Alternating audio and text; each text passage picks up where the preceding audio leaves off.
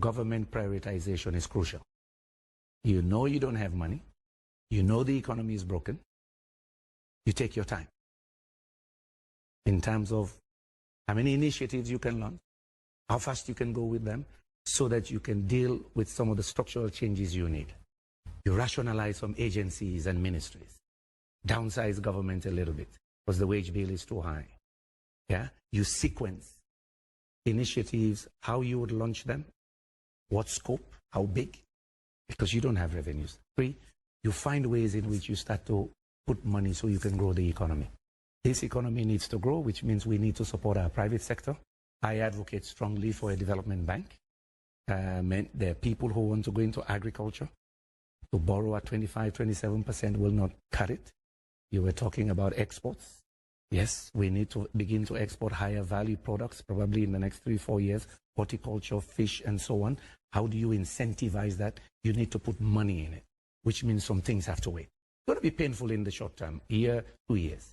But you can only do that if indeed you rationalize. If you maintain all the same structures you employ more people there, the problems continue. There has to be institutional reforms. What's your opinion on the temporary measures put in place, especially in terms of the dollar transaction that has a ban right now in the country? Do you see that as one of the solutions to the problem? Some of the measures the central bank announced and the Minister of Finance, they have to do. Beyond that, you have to earn dollars, meaning exports have to grow.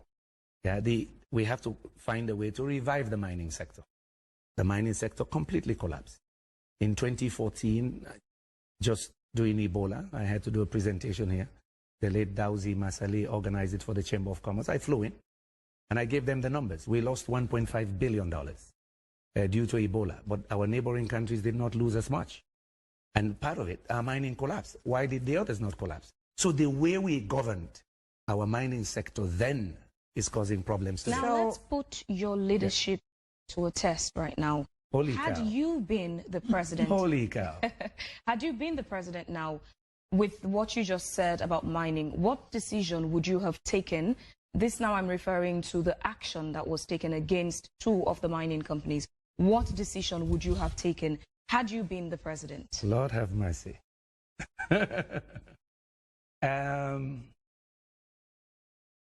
One of the companies would have filed for bankruptcy. They would have put the country in a difficult position.